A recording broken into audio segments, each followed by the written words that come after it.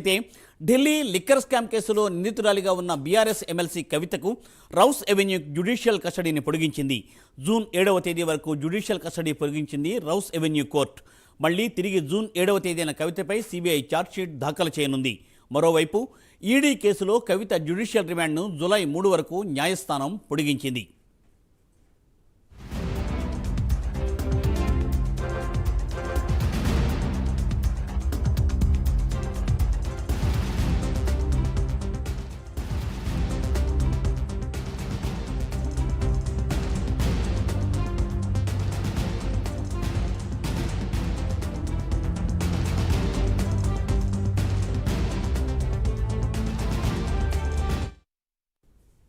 Delhi liquor కేసులో ED supplementary ఛార్జ్షీట్లో CBI కీలక అంశాలను కోర్టు ముందు ఉంచింది. లిక్కర్ కేసులో కవితపై ఈడీ అభియోగాలను నమోదు చేసింది. ఢిల్లీ లిక్కర్ కేసులో 1,100 కోట్ల రూపాయల నేరం జరిగిందని ఛార్జ్షీట్లో ఈడీ పేర్కొంది. ఇందులో 192 కోట్ల రూపాయల లాభాలను ఇండో స్పిరిట్స్ పొందిందని తెలిపింది. 100 కోట్ల ముడుపులు ఆప్ ఆద్మీ పార్టీకి ఇచ్చినట్టు చెప్పింది.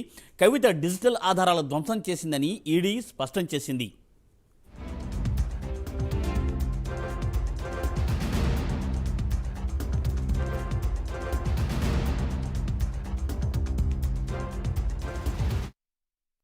అయితే మొదటగా సిబిఐ కేసులో కవిత జ్యుడిషియల్ రిమాండ్ పొడిగించాలంటూ దాఖలైన పిటిషన్పై ఈరోజు మధ్యాహ్నం 2 గంటలకు విచారణ జరిగింది.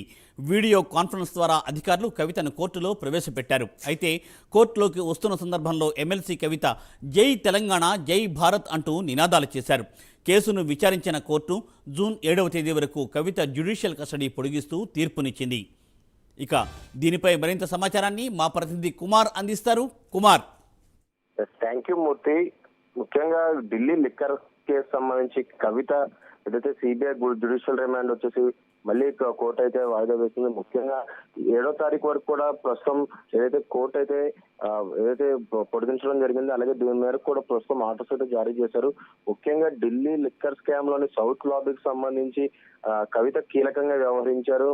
ముఖ్యంగా ఈ కేసులో ఇప్పటికీ ఏదైతే ఈ స్కామ్ కి సంబంధించి ముఖ్యంగా సుమారు 1,200 కోట్ల వరకు కూడా చేతులు మారినట్టు కూడా ఇప్పటికే ఈడీ అధికారులు ముందుగా చెప్తున్నారు. ముఖ్యంగా మార్చి 26 నుంచి కూడా కవిత తీహార్ జైల్లోనే ఉన్నది. ఆ తర్వాత పలు విచారణలకు అయితే హాజరైంది. అలాగే ఆ సిబిఐ ఈడీ కూడా ఏదైతే కస్టడీ తీసుకొని మరి కవితను అయితే పూర్తిగా విచారించారు. ఈ నేపథ్యంలో కవిత పలుమార్లు కూడా ఏదైతే బెయిల్ పిటిషన్ అయితే వేయడం జరిగింది. ప్రస్తుతం అయితే బెయిల్ అయితే లభించకపోగా మరొకసారి ఏదైతే ఈడీ అలాగే సిబిఐ విచారణ మాత్రం ప్రస్తుతం ఏదైతే జ్యుడిషియల్ రిమాండ్ మాత్రం పొడిగిస్తూ కూడా కోర్టు అయితే ఆదేశాలు జారీ చేస్తుంది. ముఖ్యంగా ఈ రోజు ఉదయం సంబంధించి ఏదైతే ఈడీ కస్టడీకి సంబంధించి జూలై 3 వరకు అయితే కోర్టు పొడిగించింది. అలాగే ఆ సిబిఐకి సంబంధించి కొద్దిసేపటి క్రితమే ఏదైతే విచారణ అయితే ముగిసింది. దీనికి సంబంధించి జ్యుడిషియల్ రిమాండ్ వచ్చేసి వచ్చే నెల 7వ తారీఖు వరకు కూడా ఈ నెల 7వ తారీఖు వరకు కూడా ఏదైతే జ్యుడిషియల్ రిమాండ్ అయితే పొడిగిస్తూ కోర్టు అయితే ఉత్తర్వులు జారీ చేస్తుంది. Murthy. Thank you Kumar. Thanks for updates.